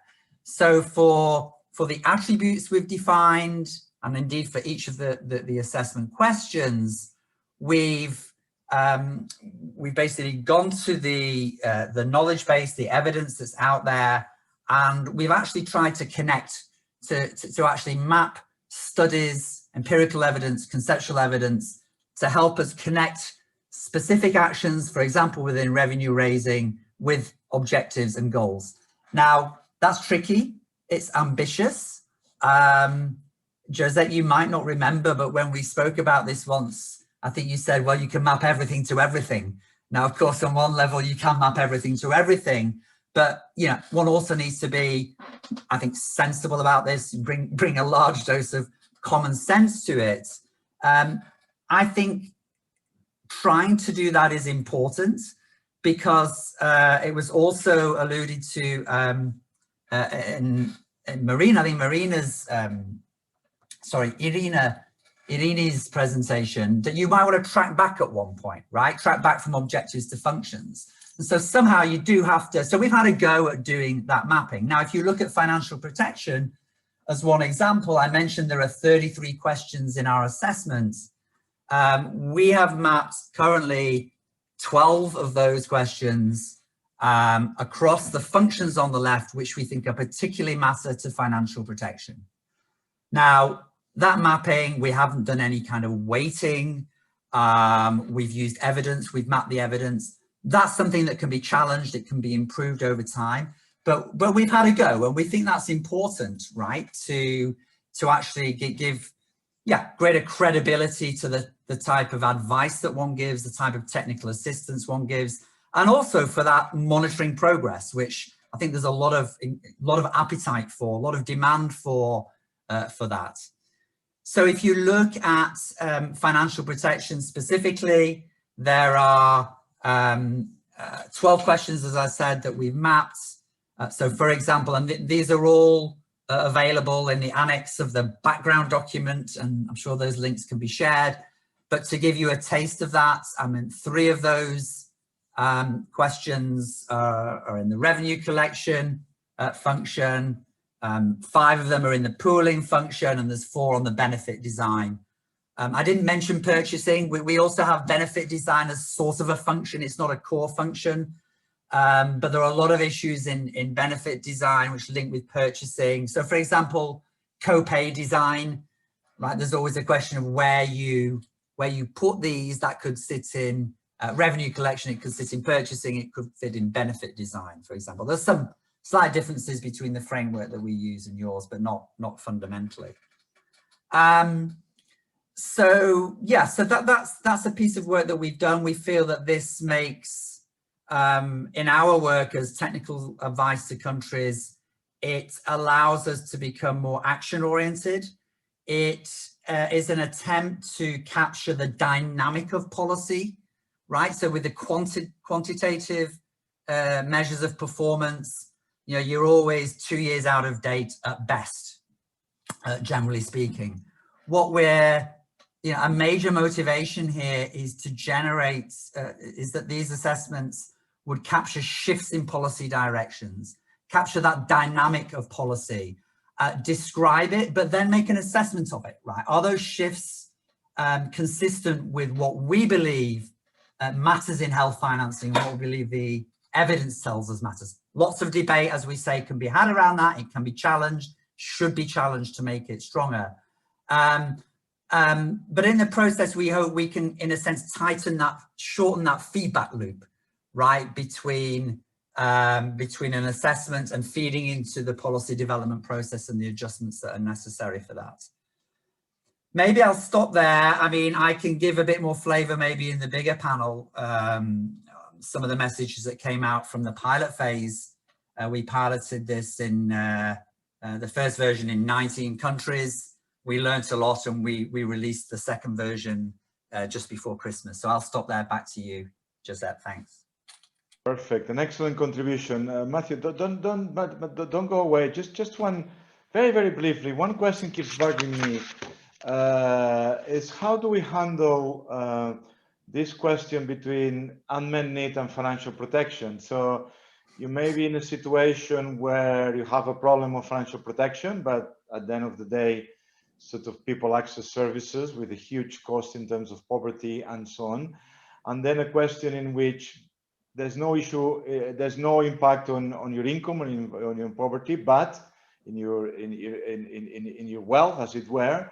But there's unmet need. Therefore, you have an impact on lower, with lower health status and so on, because you actually make a decision not to sell your belongings, right, and you do not access the services. Actually, in that sense, the framework in front of you would allow you to do that beautifully, going through access, going through the benefit package, going through all these various elements and the pooling and so on. How do you work with this particular conundrum when you ask these more particular detailed performance questions, Matt?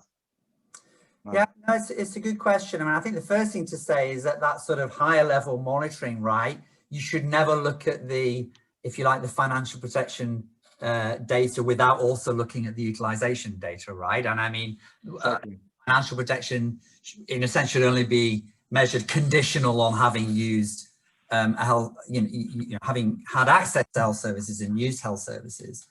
But no, I think it's a good point. I mean, I think, the financing we see isn't only about financial protection. So I think there's a lot in this assessment which is also thinking about access, right? But yeah, I think that's a good point. I mean, I think we can tie, I think the next evolution of this, we can actually tie some of the linkages between the questions a little bit more explicitly. But certainly as an overall framing, it's really important that we keep sort of segueing between the micro and the macro. This is a largely qualitative assessment. It's primarily qualitative. And so, of course, it has to be brought together with that sort of overall picture, quantitative picture, if you like, of who's actually getting to use services or not, and the financial hardship that they may be suffering in the process. So, but yeah, you're right. It goes to the heart of a lot of this. So, and I think that's, thank you. I mean, I know it's not an easy question to answer because it doesn't have clear answers, but it does remind us about all these linkages and these complexities. And I think that's the beauty of doing this exercise. And again, I repeat, it's very important. We've been trying that already with some policymakers to help our policymakers to think through all these elements. In particular, Marina, you could talk later on about the work we've been doing with the European Commission member states in our region. So we took them through some of the indicators, some of the measures, final measures, indicators, final outcomes with measures and indicators, sorry.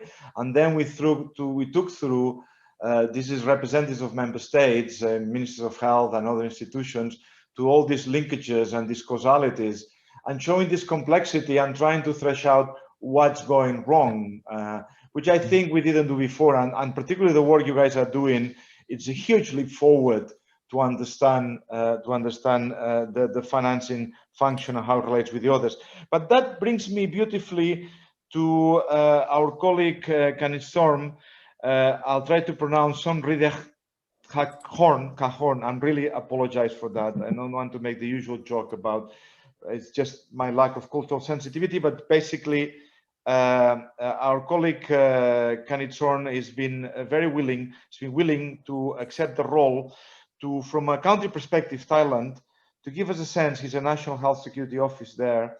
To give us a sense of how does that sound. I mean, we are all working with member states, as you know, Kenneth Storm. We all try to support and work very closely with the policy implications of all that.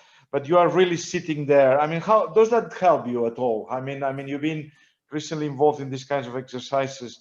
Does that kind of framework help you to communicate, to present, to debate with your ministry, director generals, and so on? Thank you. Yes, I think so. Hello, everyone. I hope you can hear me still. I am delighted to be with you. Deepa asked me to give my reflections on my experience in assessing the health system of my country. So I will focus my discussion on that, but I wish to start by explaining my reason for doing the assessment in the first place. 19 years ago, in 2002, the Thai government established a scheme for UHC that was completely financed by general taxation. Although the scheme had never failed to secure its annual budget from the government, many experts began 15 years on to talk about the necessity of mobilizing additional money from other sources to address the rise in healthcare costs. I arrived at an HSO, the National Health Security Office, the agency which manages the scheme, when this idea was being floated about. And so to give me something to do, the senior executives asked me to look into this idea. But as I said, I was very new to the field, and having previously learned a hard lesson of going headfirst into a project, only to realize a year later that I had not been scratching the actual itchy spot, I decided to take a fresh look at the scheme within the context of the health system. So that's the reason for you. And now I come to the assessment. I'm ashamed to say that I was completely unaware of all the tools that were existing out there at that time. I used the WHO framework, which was the only framework that I knew. But the framework provided very few navigational directives. For health financing, I was fortunate to have gotten hold of a series of documents produced by another team at the WHO that contained many sets of guiding questions. But for the other functions, I had to figure out for myself how to dive into each one of them. But having questions is one thing, answering them is another. These questions were not always easy to answer. Many of them could not even be answered. Equally difficult for me was having to make sense of all the answers that I could find. It took me quite a while to eventually connect the dots, look for outside influences, identify the problems, and search for suitable solutions. And that is not all. By the time I was ready to report to my seniors, other issues had come up to claim their attention.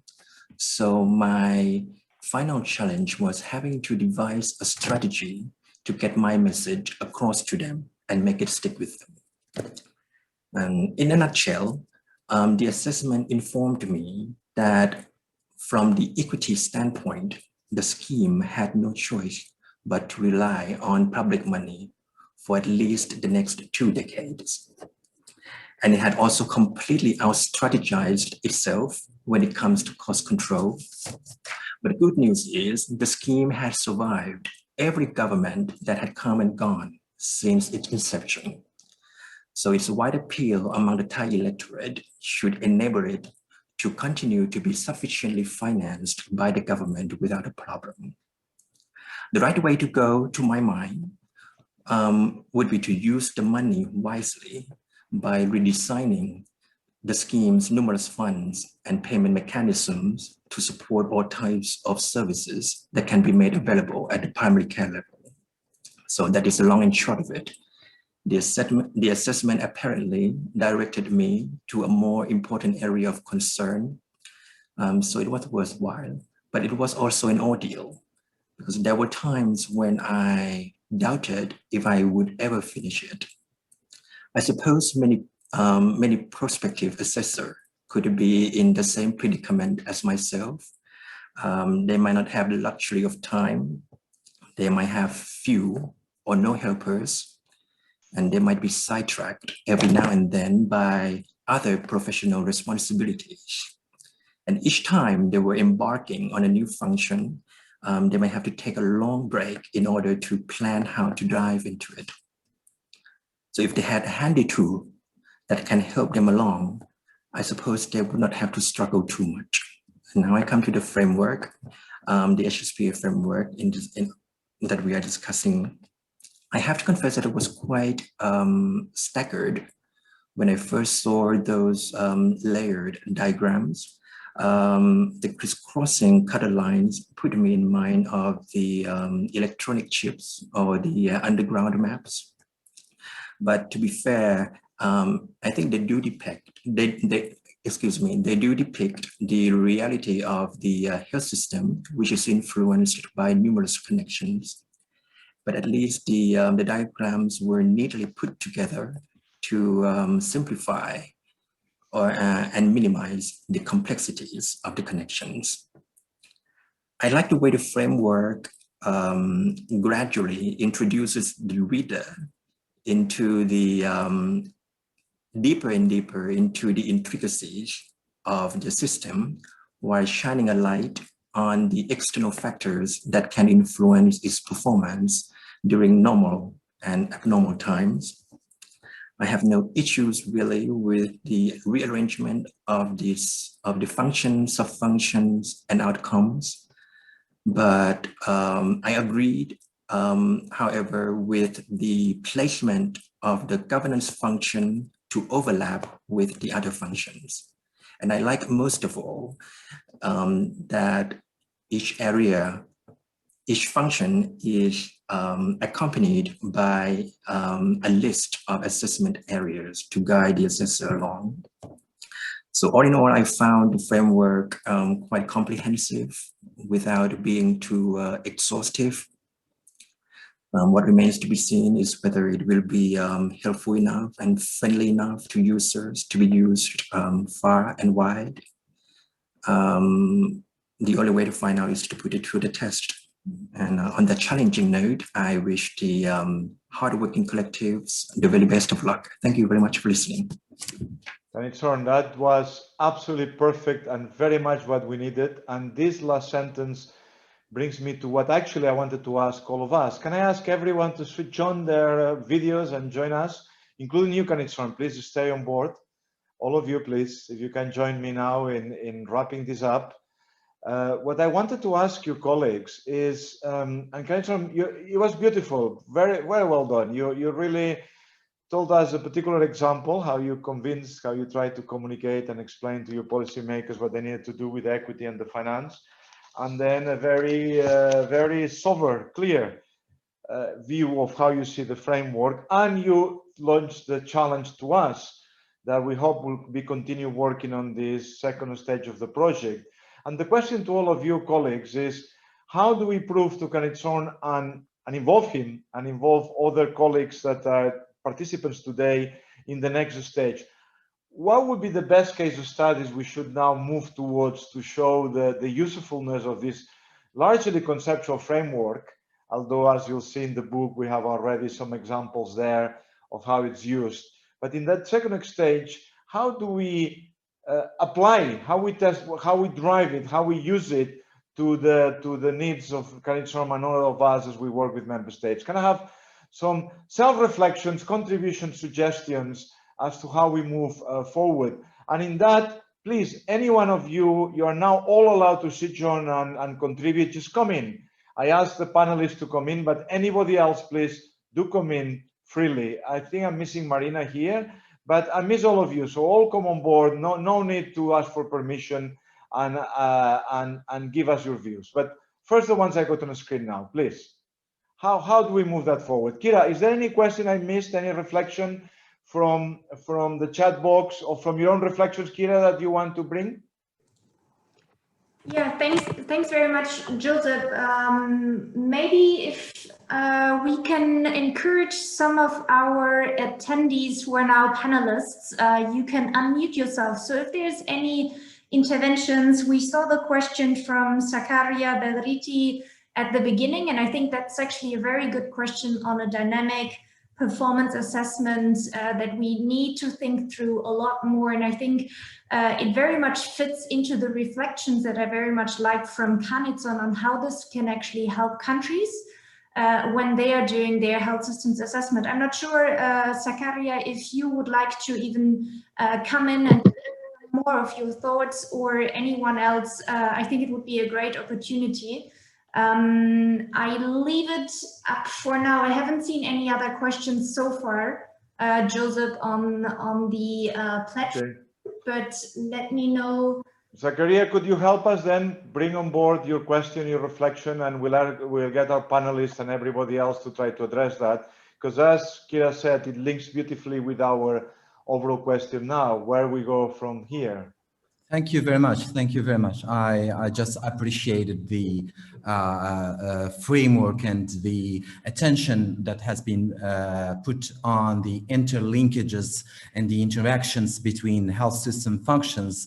And I found out that there are plenty of other frameworks I'm aware of, such as the Egypt's frameworks, which puts an attention on the tensions between for instance, the governance function and health service delivery, and then the health improvement function at the end.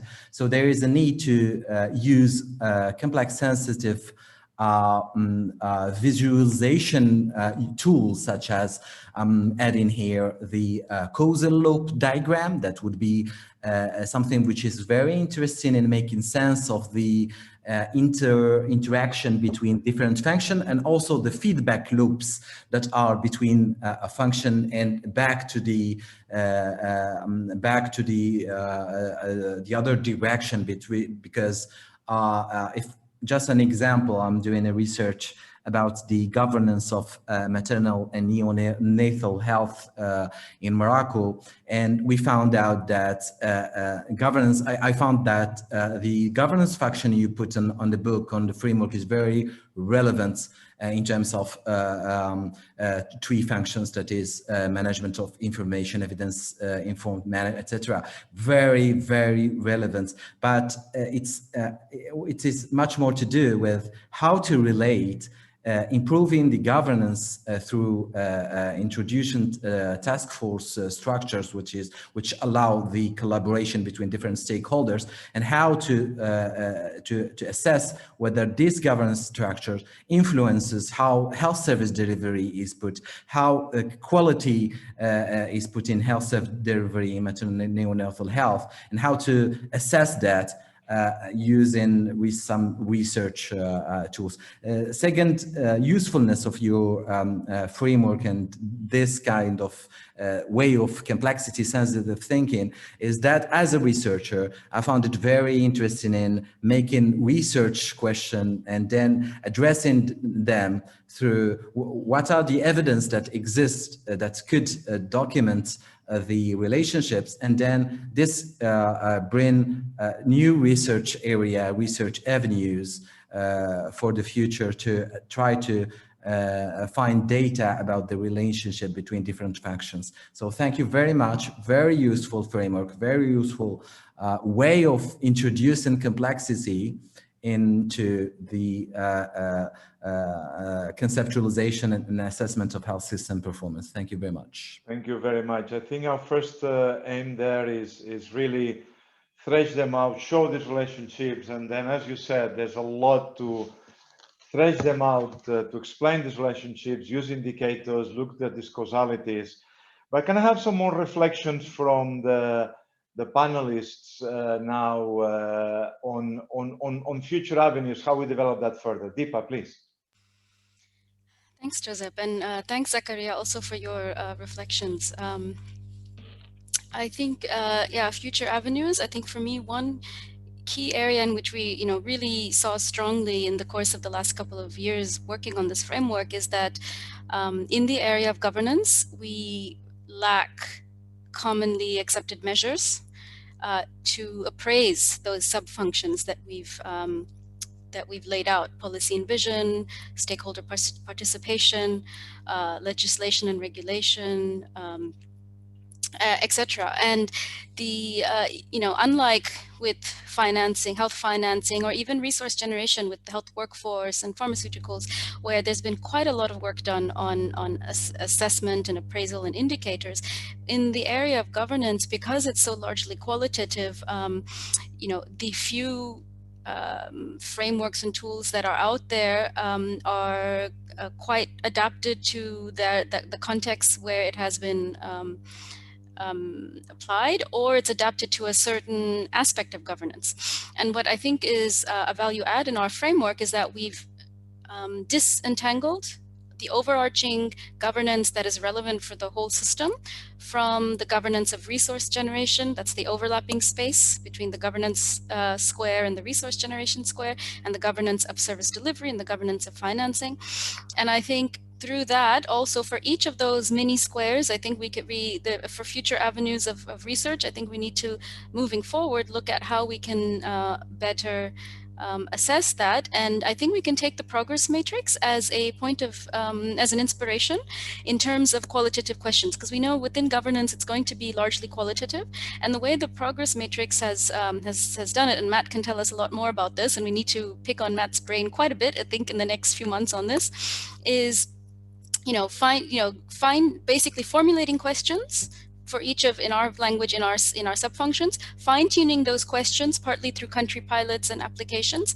And then I think in the medium term or even longer term, we should look at how we can find a way to do a scoring system for those questions, the way you've done, Matt, in the progress matrix. And then, of course, in the long term, maybe even put some weighting to the different scores so that we can go from the qualitative to something a bit more quantitative, which is, of course, nice for comparison purposes, either intra-country or across countries. So I think that's one big area that we need to look at and I think the progress matrix is a great inspiration for that. Over. Yes, I agree. I think we part of the philosophy of this framework is trusting and drawing more on the qualitative measures. I think there's been an over bias on quantitative measures in some of the work so far.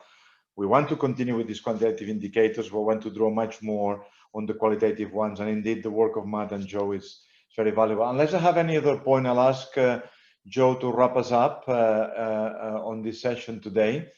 Any other point you want to put on board? And Marina, maybe just to highlight that recently you and I were in a session where we're trying to apply this framework for child health services, which are very keen to assess performance for that particular client group. And they were looking at issues of resilience, and you are using the framework to look at the vaccination, not the COVID vaccine, but the general immunization programs and how they've been affected by COVID. And you were looking at the governance and delivery and human resources elements to try and show how COVID has affected the poor performance in providing immunization in times of COVID. That's a space to watch. We'll be doing more research on that with that group led by WHO, by the way. We had colleagues from headquarters as well. But unless there's another point from any of you, I'll ask Joe to wrap us up. Do I see any hands? Then I don't. Then Joe, the floor is yours. Great, thanks, Giuseppe, and thanks everybody. I was not directly involved in this product, but I do feel a kind of strong technical and perhaps spiritual connection to the work. As Joseph knows, we've been doing this kind of thing for a long time. What I think is important, I mean, there's many things that are important here. And so just few words on this. I think to some extent we need to take on, and what this tries to do is take on what I call a problem that is inspired in some ways, unfortunately, by the global health community, which is to just come up with a list of indicators, track them, and pretend that that's going to be enough to draw meaningful conclusions or operational lessons. And it's a good reminder that monitoring is different than evaluation. You know, one describes change and one tries to explain change, and that's important. And then also, except at a very high level, like when we talk about service coverage or financial protection, you know, common indicators are not that useful for policy, that you need things really that are country tailored. And so it's the application of the frameworks. And many people love frameworks, and I can tell the authors do as well. One experience I've had, and I think a number of us have had in the past, is that when the experts who develop these frameworks get together, they all agree on two things. One, that we should have a common framework, and two, that it should be mine, right? And so that's a challenge because it's hard to agree on that. It's important to get past it a bit. So really think about the core, that any good framework has to provide a link between what we do, or the positive dimensions, the descriptive part, and what we want, which is more the normative and value-based type of thing, the goals, and then provide this systematic way to connect the dots between them. It needs to be comprehensive and have mutually exclusive categories, and it has to separate ends and means. And I think that's really the value that we have here, that it doesn't necessarily imply a common set of indicators, but a common grouping of categories that enable you to think through. Another thing is to not put too much emphasis on what the framework can do, because a framework per se doesn't do, people do. People think, right? So this is about helping you with systematic thinking, but not replacing human beings in that. And we have to ensure that we don't lose what is really important in this work, which is the art of interpretation. And having a framework can help you with that. So I think that's really important. The last thing I wanted to say is that, and it's mentioned in this work, that the underlying values and the societal goals that are talked about, economic development, social cohesion, well-being, and so on, really implies that we have to look at these things more systematically. So what does good performance mean, let's say, in terms of equity, right? On the social cohesion side, solidarity, redistribution. It is something that I think is really being tested now, as those values are perhaps more under threat than they've ever been in the past, at least openly under threat.